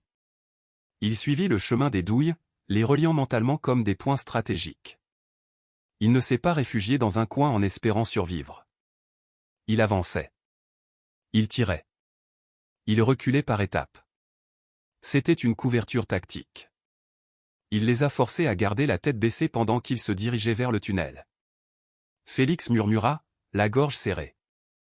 C'était le meilleur agent que j'ai jamais connu. Non, corrigea Bradley. C'était un combattant. Il atteignit l'entrée du tunnel. Là, une large tache brun foncé scintillait dans le faisceau. Il a été touché ici. Canyon s'avança avant qu'on ne puisse l'arrêter. Le chien posa son museau à quelques millimètres du sang, trembla de tout son corps et poussa un petit gémissement brisé. Le son déchira Bradley plus sûrement qu'une balle. Il perd trop de sang, murmura Félix, l'horreur crispée dans la voix. Il voulut s'engager, mais Bradley l'arrêta d'une main ferme. Attends. Il éclaira l'intérieur du tunnel. Le sang ne formait pas un jet panique, mais des gouttes régulières, espacées. Félix regarde. À 3 pas dans le passage, une petite alcôve rocheuse se devinait. Bradley ramassa ce qui s'y trouvait. Un emballage de gaz hémostatique Quick Claw. Une aiguille vide. Un kit de suture de terrain. Un rouleau de bandage imbibé de sang. Il les montra un à un. Il n'a pas juste couru. Il a atteint ce renfoncement, hors du champ de tir et il s'est soigné. Ici. Sous le feu. Félix chancela. Il s'est arrêté pour se faire un point de suture alors qu'il lui tirait dessus? Il est soldat, répondit Bradley, son ton empreint d'une nouvelle forme de respect, froide et profonde. On n'avance pas en se vidant de son sang. Règle numéro 1, gagner la fusillade, puis arrêter l'hémorragie. Il l'a appliquée. Il savait exactement ce qu'il faisait. Bradley se redressa, son regard suivant la trace de sang qui continuait dans l'obscurité. Il ne paniquait pas. Il était blessé, oui. Mais lucide. Organisé. Déterminé. Canyon, oreille en avant, restait immobile, fixant la profondeur du tunnel. Son corps entier tendu vers l'avant. Il connaissait cette odeur. Il connaissait cette mission. Félix murmura, presque pour lui-même. Tom disait toujours que tu lui ressemblais plus que n'importe qui. Que tu avais en toi un noyau de fer. Bradley ne répondit pas. Il resserra les sangles de son sac, puis lança d'une voix qui ne laissait aucune place à la discussion. Félix, reste juste derrière moi. Ne me perds pas. Garde ta lumière sur mon dos. Et avance, quoi qu'il arrive. Compris? Félix hocha la tête, trop ému pour parler. Bradley se tourna vers Canyon. Il arma son fusil et le claquement net résonna dans la pièce comme une promesse de guerre. Il abaissa les yeux vers son partenaire. Le chien fixait son maître, prêt à bondir. Canyon. La voix de Bradley était grave et posée. C'est l'heure. On va le retrouver. Il pointa vers l'obscurité. Cherche Hunter. Canyon ne demanda rien d'autre. Il bondit en avant, museau au ras du sol, avalant les ténèbres comme s'il poursuivait le cœur même de sa meute. Et Bradley le suivit. Vers son père. Vers la vérité. Vers la guerre. Le changement fut presque surnaturel. Une seconde auparavant, le chien tremblait encore de confusion, bouleversé par l'odeur du sang et le chaos du bunker éventré. L'instant suivant, toute hésitation disparut. Ce n'était plus un compagnon domestique. C'était MWD Canyon, le chien de guerre, le traqueur né, l'ombre silencieuse. Sa tête s'abaissa d'un mouvement net, ses narines se dilatèrent, et il aspira profondément la trace métallique du sang de Tom qui serpentait sur le sol. Il ne jappa pas, ne recula pas. Il franchit un pas dans l'obscurité, glissant comme une silhouette grise et blanche sur le béton froid, guidé par un instinct forgé dans la poussière des bases militaires et le feu des combats. On y va, dit Bradley en cliquant son lampette frontale. Le faisceau fendit les ténèbres comme une lame blanche. Félix se plaça derrière lui, et tous trois quittèrent le bunker compromis pour s'enfoncer dans l'inconnu dans la direction d'un homme qui refusait obstinément de mourir. Le mot Hunter, chasseur, vibrait encore dans les parois étroites du tunnel de fuite. Le passage était totalement obscur, une longue gorge de béton creusée dans le cœur de la montagne. Le faisceau de Bradley éclairait à peine leur progression, dessinant des ombres mouvantes sur les murs humides. Devant eux, Canyon avançait avec un pas bas, fluide, précis, les griffes tintant doucement sur le sol lisse. Il n'était pas effrayé. Il travaillait. L'air saturé du parfum de sang, épais, cuivré, fraîchement déposé, lui offrait une piste plus claire qu'un chemin balisé. Bradley suivait, son fusil prêt à tirer, son souffle contrôlé. Félix fermait la marche, le halo tremblant de sa lampe vacillant sur les parois. Il peinait à respirer. Combien encore? Souffla-t-il. C'est un tunnel d'évacuation, Félix, pas une ligne de métro, répondit Bradley, concentré sur la silhouette du chien. Il est conçu pour l'exfiltrer hors de la zone de tir. Ce sera court. Comme s'il avait compris l'échange, Canyon s'arrêta net. À l'extrémité du tunnel, un lourd sas métallique, isolé et glacé, barrait le passage. Le chien poussa un gémissement bref, pressant sa truffe contre l'acier. Bradley posa une main rassurante sur son flanc, scruta la porte, un système de verrouillage simple, ouvert de ce côté. Prêt? demanda-t-il. Félix hocha la tête, blême, son arme crispée entre les mains. Bradley appuya l'épaule contre le métal. Dans un grincement de glace brisée, une bourrasque glaciale les frappa de plein fouet. La porte s'ouvrit sur un mur de lumière blanche. Ils étaient dehors. La neige immaculée aveuglait presque, réfléchissant la lumière comme un miroir gelé. Un vent violent arrachait littéralement l'air de leurs poumons. La corniche où ils se trouvaient dominait le vide de plusieurs centaines de mètres, bien au-dessus de l'entrée principale du bunker. Invisible depuis la vallée, ce point d'extraction n'existait que pour ceux qui en connaissaient l'existence. Malgré le froid mordant, malgré le vent glacial, la vérité s'imposa immédiatement, Tom était passé par là. Dans la neige profonde, un sillage net, une empreinte de pas qui traînait légèrement témoignait de sa fuite. Et surtout, ces éclaboussures rouges, régulières mais de plus en plus fines. Il saignait encore. La gaze de compression avait ralenti l'hémorragie, mais elle n'avait pas arrêté le danger. Canyon se rua vers la piste, museau bas, prêt à foncer. « Canyon, attends !» cria Bradley. Le chien se retourna, impatient, frustré. Bradley pointa l'horizon et l'étendue titanesque du Frank Church Wilderness se déploya sous leurs yeux. Des montagnes interminables, des crêtes déchiquetées, des vallées gelées, une immensité sauvage où même un homme valide se serait perdu en quelques heures. « Ce n'est pas suffisant, » dit Bradley. « Comment ça, pas suffisant ?» hurla Félix, luttant contre le vent. « La piste est là. La piste mène dans ça. » répondit Bradley, montrant la mer de montagne. 1 million d'acres. Si Tom traverse un cours d'eau, si le vent change, on le perd. Et Cross, avec des caméras thermiques, le trouvera avant nous. Bradley arracha son sac à dos, sortit un étui étanche, et déploya une carte topographique qu'il maintint dans la neige avec son piolet. Le vent tentait de l'arracher, mais Bradley se courba dessus, protégeant les traits fragiles à l'encre. Il avait forcément un point de repli, murmura-t-il, suivant du doigt la direction prise. Il ne court jamais à l'aveugle. Les courbes de niveau semblaient ne rien révéler, une succession de crêtes vides jusqu'à ce qu'un détail minuscule attire son œil, un cercle tracé à la main, à peine visible, avec une encre différente. Une zone à 15 miles, au sommet d'un pic isolé. Raven-Esperche, souffla Bradley. Quoi? Raven-Esperche. Un ancien poste de surveillance.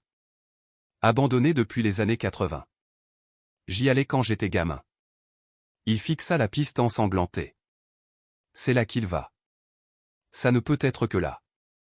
Son père, blessé, traqué, retournait vers un lieu chargé de souvenirs leur lieu. Bradley sortit son téléphone satellite. La lumière verte du GPS clignotait régulièrement. Il appuya sur l'unique numéro enregistré. La ligne décrocha immédiatement. Bradley? La voix tranchante de Von, sans préambule. On a quitté le bunker, on est sur sa trace. Il est blessé, mais il avance. Je t'envoie les coordonnées. Le vent déformait les mots, mais son ton restait implacable. Je vois ton signal. Parle. Objectif, un poste de surveillance abandonné Raven-Esperche. Cross et son équipe le suivent de près. Ils doivent être à moins d'1 jour. Et, un silence, lourd. Vont-ils perdre du sang? Je ne sais pas si on arrivera à temps. Il n'y eut d'abord que le souffle du vent et un léger grésillement électronique. Puis la voix de Von revint, froide et déterminée. Compris. Raven-Esperche. Je suis plus proche que prévu. Les routes sont dégagées. Je dévie maintenant. Une pause. Puis cette phrase qui transperça Bradley. J'essaierai d'arriver la première. Si Cross atteint ce poste avant vous, c'est fini. La ligne coupa. Bradley resta immobile quelques secondes, le téléphone encore en main. Elle va essayer d'arriver la première. Ce n'était plus une opération de soutien. C'était une course. Il rengaina le téléphone. Von arrive, dit-il à Félix. Mais ce n'est pas elle l'extraction. C'est nous. On doit arriver avant Cross. Il s'agenouilla dans la neige, sortit de sa poche un morceau de gaz durci par le gel, la gaz que Tom avait utilisé pour comprimer sa blessure. Le sang séché, figé, portait une odeur brute, impossible à confondre. Il se tourna vers Canyon. Le chien était déjà assis, sphinx immobile, attendant l'ordre. Ses yeux sombres fixaient Bradley avec une intensité presque humaine. Bradley tendit la gaze à quelques centimètres de sa truffe. Canyon, tu connais cette odeur. Tu sais qui c'est. Le chien inspira profondément. Son corps entier se tendit. C'était Tom. Son maître. Son partenaire. Sa famille. Mais l'odeur était saturée d'une note acide, la douleur, la détresse. Bradley plongea son regard dans celui du chien. Il est blessé. Les chasseurs sont derrière nous. Nous sommes les seuls à pouvoir le retrouver. Plus de jeu. Plus d'attente. Il se releva et tendit la main, non pas vers la piste ensanglantée, mais vers la silhouette déchiquetée du sommet où se trouvait Raven-Esperche. « Trouve Tom », dit-il d'une voix basse mais absolue. Puis il prononça le mot qui scellait tout. « Go, Hunter ». Canyon n'aboya pas. Il ne bondit pas comme un animal affolé. Son corps se plia, ses épaules roulèrent sous sa fourrure épaisse, et il s'élança dans un mouvement puissant, mesuré, sans gaspillage d'énergie. Il ne suivait plus seulement du sang, il lisait la montagne, respirait le vent, analysait les particules d'air, reconstruisant le chemin d'un homme qui luttait pour rester en vie. Il devint ce qu'il avait été entraîné à être, la pointe silencieuse de la chasse, le guide impitoyable, l'espoir de la dernière chance. Et Bradley, son cœur battant au rythme du vent et de la neige, suivit son chien dans l'immensité blanche, déterminé à arracher son père à la mort avant que d'autres ne la lui offrent. Bradley arma de nouveau son fusil d'un geste précis, l'acier froid glissant sous ses doigts comme une promesse silencieuse. Il lança un regard à Félix, un regard lourd de détermination et d'urgence. « Reste près de moi. Ne traîne pas. » L'homme plus âgé hocha la tête, trop essoufflé pour répondre, mais incapable d'imaginer renoncer maintenant. Ensemble, épaule contre épaule, ils se mirent en marche derrière Canyon, le berger allemand gris et blanc qui menait la route, aussi sûr que s'il suivait une lumière invisible. Tous trois formaient une étrange patrouille, un homme, un vieil ami, un chien soldat avançant à travers le cœur immense, splendide et impitoyable de la nature sauvage de l'Idaho. La piste n'était plus une simple piste. C'était une ligne de vie, un fil fragile tendu entre l'espoir et la mort. Les gouttes de sang guidaient leurs pas, mais elles s'espacèrent peu à peu, devenant plus petites, plus rares. Tom ralentissait. Ou pire, Tom était en train de perdre la course contre le temps. Depuis 15 miles, ils affrontaient une marche acharnée, presque inhumaine. La neige, d'abord poudreuse, s'était changée en une couche épaisse et lourde qui leur montait parfois jusqu'aux genoux.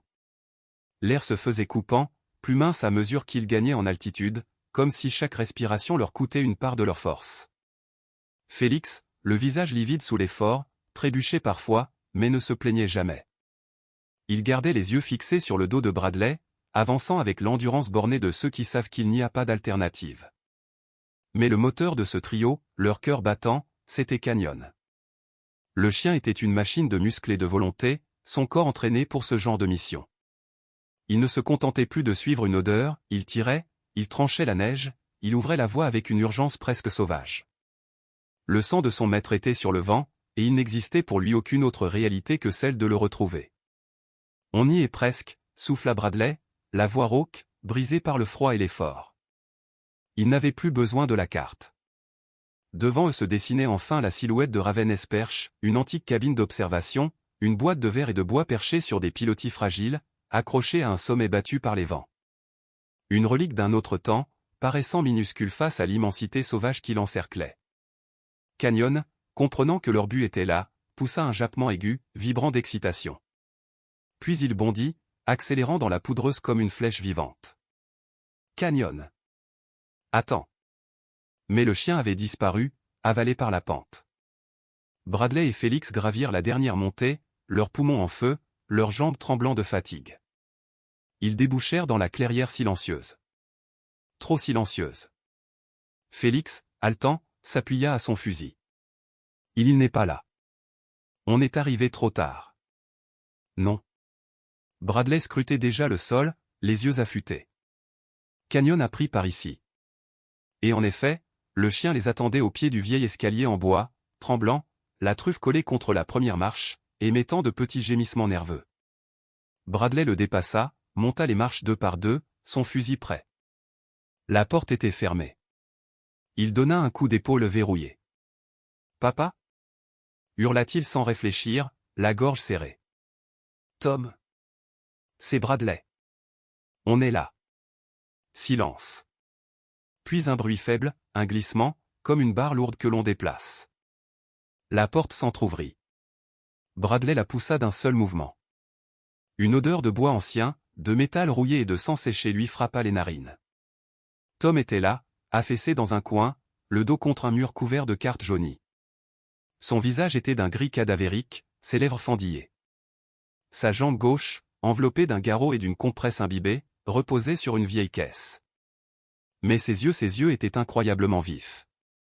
Dans sa main droite, il brandissait un petit disque dur noir compact, robuste, essentiel. Bradley murmura-t-il dans un souffle râpeux. Puis son regard alla vers Félix, qui s'était hissé à l'intérieur. Espèce d'idiot, tu n'aurais jamais dû l'amener. Tu devais me laisser. On a trouvé la boîte, dit Bradley, la voix lourde, nouée. La tempête, le tuyau Canyon l'a trouvé. À l'évocation de son nom, la tête de Canyon surgit, se frayant un passage jusqu'à Tom. Le chien gémit, la langue sortant pour lécher le visage blafard de son maître. La main tremblante de Tom se perdit dans sa fourrure épaisse, comme s'il retrouvait soudain une part de lui-même. Tu m'as trouvé, mon vieux, je savais que tu le ferais.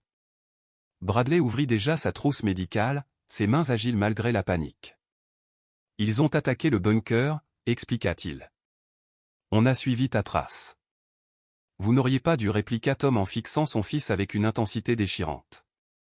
Tu n'étais pas censé. Mais Canyon, jusque-là tout en joie, se figea brusquement. Son corps se contracta.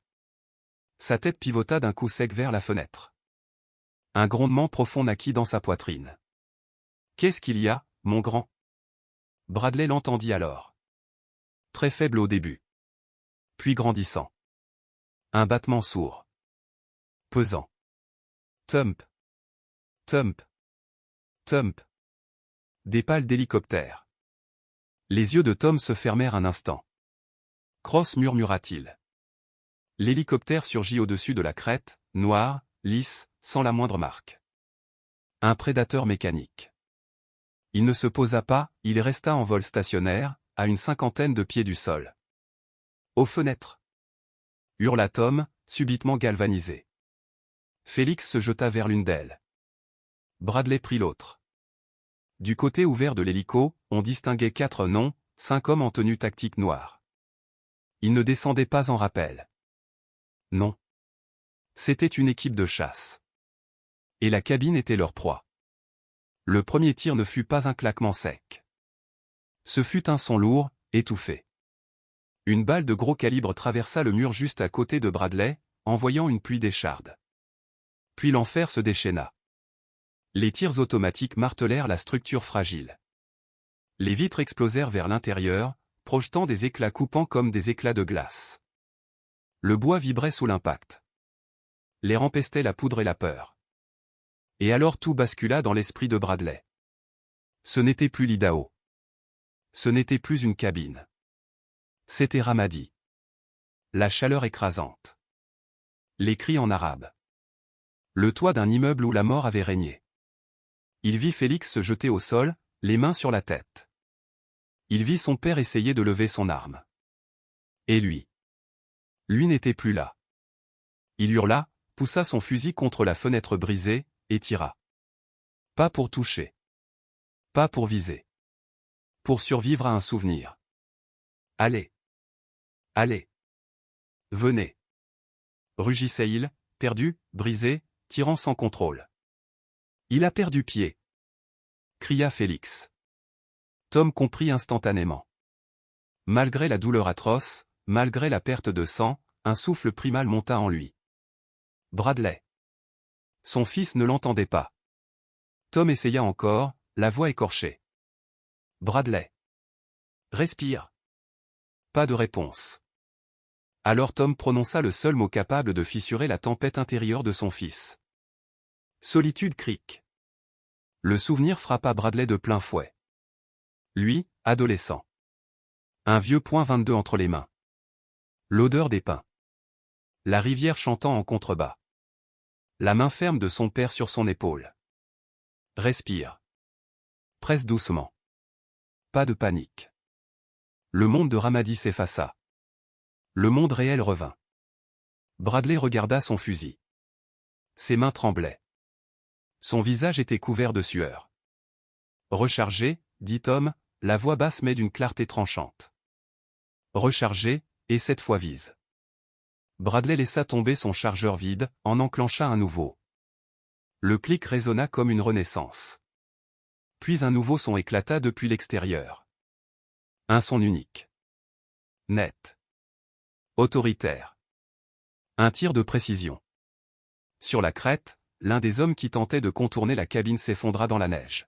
« C'était toi !» cria Félix. « Pas moi !» répondit Bradley. Tom eut un petit rire étranglé.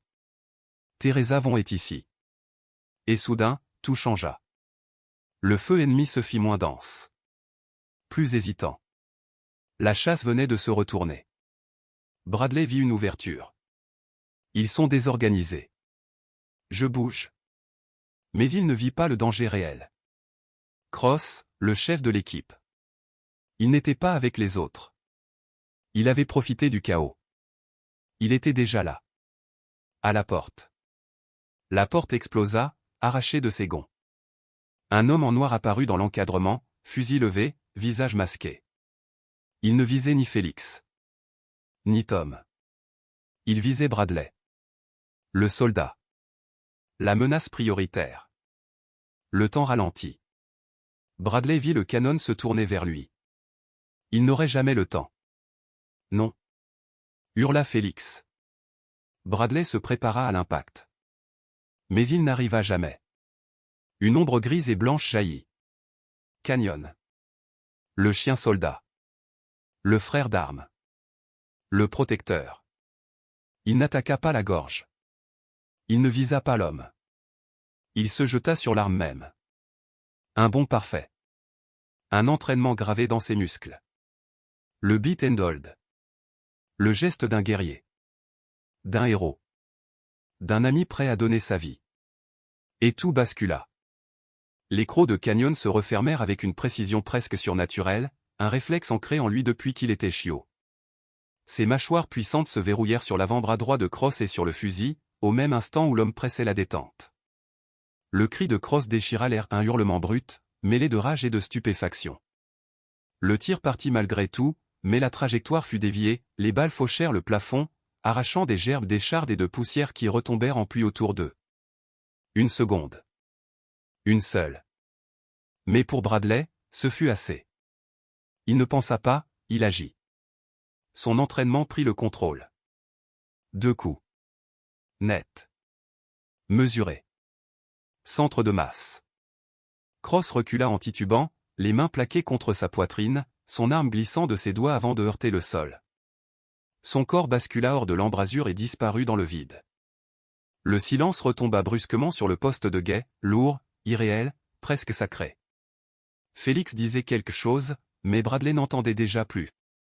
Un autre son venait de percer l'air, un yelp aigu, bref, un bruit mouillé, étranglé et infiniment plus terrifiant que tous les tirs de Cross réunis. Il se retourna. Canyon était au sol. Le chien avait reculé de quelques pas avant de s'effondrer, son flanc marqué d'une tache sombre qui s'élargissait à vue d'œil.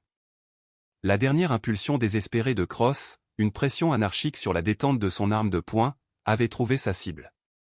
Canyon. Bradley se jeta à genoux près de lui. La respiration du chien était courte, rauque, chaque inspiration un combat. Sa queue remua une seule fois, faiblement, comme une excuse ou une promesse. Avec un dernier effort, Canyon lécha la main de son maître, ses yeux emplis d'une confiance totale et d'une résignation douloureuse. 3 semaines avaient passé depuis la nuit où Raven Esperch avait basculé dans le chaos. 3 semaines depuis que le monde s'était fissuré, révélant une vérité plus étrange, plus cruelle, et plus complexe que le mensonge que Bradley avait porté pendant 10 ans.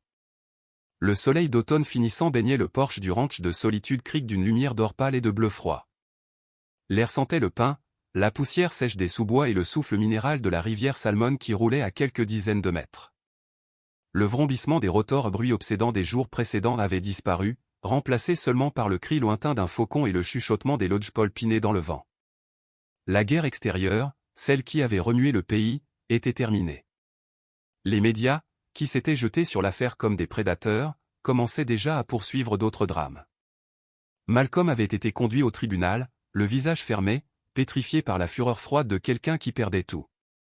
Harry Global Solutions, mis à nu par les données que Tom avait réussi à extraire et à protéger, s'effondrait sous la main méthodique des autorités fédérales. Le projet Nightshade n'était plus une rumeur susurrée dans les entrailles d'un bunker, il trônait en gros titres sur toutes les chaînes du pays. Et au centre de tout cela, Teresa Von, celle qui avait affirmé être seule et trop loin, avait finalement été la cavalerie.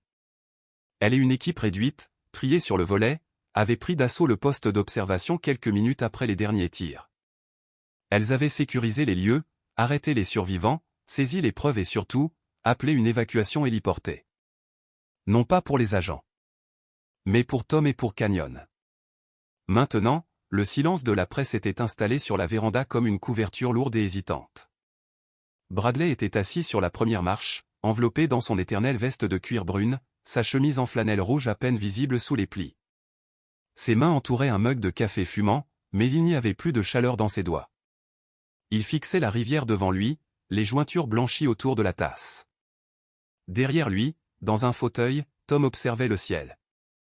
Sa jambe gauche reposait sur un tabouret, enveloppé d'un plâtre léger. Les médecins s'étonnaient de sa résistance, mais ses 10 années d'isolement et de survie étaient gravées dans les creux de son visage. Pourtant, ses yeux, eux, avaient retrouvé une clarté presque douloureuse. Il regardait son fils comme on regarde un horizon incertain, avec espoir et une peur qui serre l'âme. Entre eux, comme un pont vivant tendu au-dessus d'un gouffre, Canyon dormait sur une planche chauffée par le soleil. Une large bande de fourrure avait été rasée sur son épaule gauche, révélant une ligne de suture sombre, encore enflée. La balle avait raté son poumon d'1 pouce. Un seul. Un pouce qui hantait Bradley chaque fois qu'il posait les yeux sur les points noirs qui striaient la peau du chien. Le vétérinaire avait parlé de « récupération complète ». Bradley préférait l'appeler un miracle. Depuis près d'1 heure, les 2 hommes demeuraient là, immobiles, prisonniers d'une orbite silencieuse où gravitaient tous les mots qu'ils n'avaient jamais dits. Ils avaient survécu aux balles, aux mensonges, aux chasseurs. Le plus difficile restait désormais, affronter la vérité. Quand Bradley parla enfin, ce fut dans un souffle rauque. « J'ai pensé à quand je suis rentré. » Tom se raidit aussitôt. Il détourna son regard du ciel et posa les yeux sur son fils. De Ramadi, poursuivit Bradley, la voix frottée d'une fatigue ancienne. Je savais que quelque chose n'allait pas. Les cauchemars, le bruit, le monde entier me semblait trop violent. Trop fort. Rien n'allait. Il inspira tremblant. J'étais un naufrage. Et j'avais besoin de mon père. Ses yeux quittèrent enfin la rivière pour se tourner vers Tom. Mais tu n'étais pas là. Tu étais mort. Le mot lui fractura la voix. Je me suis assis ici, sur ce porche, presque chaque soir, pendant 1 an. À me défaire. À me dissoudre. Et toi? Il ferma les yeux. Toi, tu étais vivant. Et tu avais choisi ta guerre, ton combat, ta justice au lieu de ton fils. L'accusation, brute et nue, flotta entre eux, lourde de 10 années de douleur. Tom reçut le coup comme un homme désarmé. Il détourna le visage, ses mâchoires serrées, les mots se bousculant derrière ses lèvres mais refusant d'en sortir. Il avait répété 1000 versions de ce moment dans sa tête, il aurait pu argumenter, justifier, expliquer la tactique, le danger, la nécessité. Il aurait pu prétendre que disparaître était la seule manière d'épargner Bradley, qu'il n'y avait pas d'autre chemin. Mais en regardant son fils marqué par une autre guerre, une autre forme d'abandon où toutes ses justifications lui parurent soudain lamentables. Le silence s'étira, coupé seulement par la brise et le battement sourd de la queue de Canyon, agitant le bois dans son sommeil. Puis Tom dit, d'une voix si basse que Bradley crut d'abord l'avoir imaginée. Tu as raison. Bradley releva la tête, surpris. Tom l'observait, et ses yeux brillaient d'une honnêteté brute, presque insoutenable. Je me suis répété tous les jours, pendant 10 ans, que je faisais ça pour toi. Et c'était vrai en partie. J'ai éloigné Malcolm de toi. J'ai empêché qu'il t'utilise. J'ai protégé ta vie. Il se pencha, ses mains crispées sur ses genoux. Mais tu as raison. Ce n'était pas que ça. J'étais obsédé. Aveuglé. Je voulais gagner. Que tout ait un sens. Sa voix se brisa. Et dans cette obsession j'ai détruit 10 années de ta vie. 10 années où j'aurais dû être là. Quand tu es rentré. Quand tu avais besoin de moi. Quand tu te battais contre tes propres démons. Il secoua la tête. Je n'ai pas eu confiance en toi. Ni en nous. J'ai fui. J'ai été lâche, Bradley. Et je suis désolé. Le mot simple, presque fragile eut l'impact d'une explosion silencieuse. Le calme qui suivit n'était plus le silence de la fuite, mais celui, douloureux, de la vérité mise à nu. Canyon, comme s'il ressentait la tension, gémit doucement et redressa la tête. Ses yeux sombres allèrent de l'un à l'autre. Puis il se leva, lentement, avec la raideur d'un combattant blessé. Il s'approcha d'abord de Tom et posa son museau contre sa main. Tom, perdu dans ses regrets, se mit mécaniquement à lui caresser la tête. « Salut, vieux. » Alors Canyon se tourna vers Bradley. Il l'approcha sans hésiter, puis glissa sa tête massive sous le bras crispé de son maître, le souleva, et la posa contre sa propre nuque. Son corps tout entier se pressa contre la jambe de Bradley, comme pour unir les deux hommes dans un même espace, un même souffle, une même rédemption. Il ne choisissait pas un camp. Il choisissait eux. La main de Bradley, jusqu'alors figée sur la tasse refroidie, se détendit lentement. Il regarda la tête du chien posée contre lui, la ligne de suture, la fourrure douce, la respiration chaude et régulière. Puis un long souffle quitta sa poitrine, un souffle qu'il retenait depuis 10 ans. Sa main se posa enfin sur la tête de Canyon, ses doigts glissant dans la fourrure familière. Il releva les yeux vers Tom. Son père le fixait, immobile, le cœur suspendu au moindre signe. Bradley hocha la tête. Légèrement. Presque imperceptiblement. Ce n'était pas le pardon. Pas encore. Ce n'était pas l'oubli. Ce n'était pas une guérison instantanée. C'était un commencement. Et Tom le comprit. Ses épaules, tendues depuis une décennie, s'affaissèrent enfin. Il répondit par un hochement de tête, simple, grave, porteur d'une promesse silencieuse. Le soleil réchauffait doucement le bois du porche. L'air vibrait d'une tension nouvelle, non plus celle d'une blessure ouverte, mais celle, encore sensible, d'un os fracturé qui commençait à se ressouder. Douleur, patience et espoir. La guérison venait de commencer. L'histoire de Bradley et de Tom n'est pas seulement un récit de survie, c'est une méditation sur ce que signifie aimer quelqu'un au point de tout perdre pour lui. Elle nous rappelle que certaines des plus grands sacrifices ne sont jamais annoncés avec éclat, ils se cachent en plein jour, silencieux, dissimulés dans les interstices de la vie, dans les regards que l'on détourne, dans les mots que l'on ne dit pas. Parfois, ce sont les gestes les plus modestes, les décisions les plus douloureuses, prises dans l'ombre, qui façonnent le destin de ceux que nous aimons. Tom, pendant 10 longues années, en était l'incarnation vivante, un homme prêt à s'effacer du monde entier si ce silence pouvait offrir une chance à son fils de survivre, de rester libre, de ne jamais subir le poids de ses ennemis. Mais derrière cette abnégation, un autre fil se tissait, celui des blessures invisibles. On peut survivre à beaucoup de choses, la solitude, la peur, la faim, la fuite constante. Pourtant, il existe des blessures qui ne se referment qu'à une condition, être exposé à la lumière brutale de la vérité. Bradley, en retrouvant les traces de ce père qu'il avait cru mort, a dû affronter cette lumière. Il a dû regarder en face une réalité capable de fissurer n'importe quel cœur, son père n'était pas mort, non. Il s'était sacrifié d'une manière encore plus cruelle. Il avait laissé derrière lui un vide intentionnel, une absence construite pour protéger, pour éviter que son fils ne devienne une cible.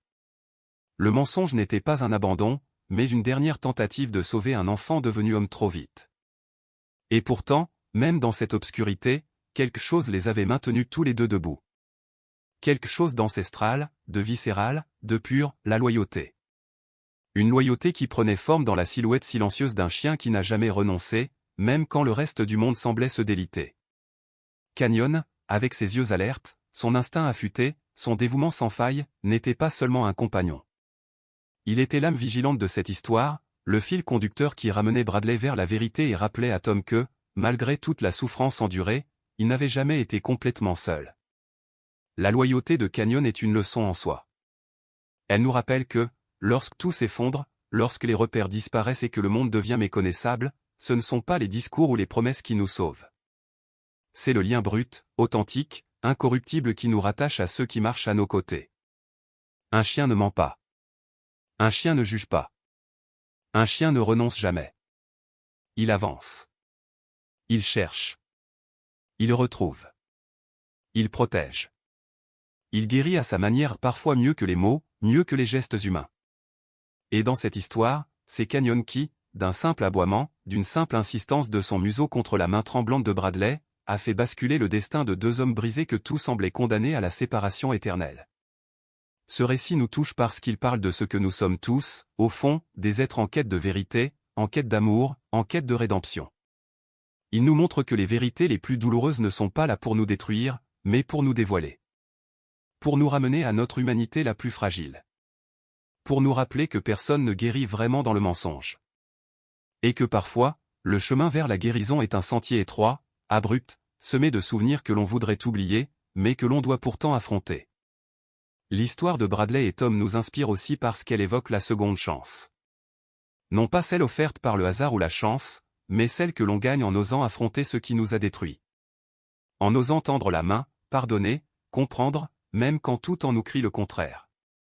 Leur réunion, après 10 ans d'absence et de silence, n'est pas un miracle. C'est un combat, un voyage intérieur, un acte de foi.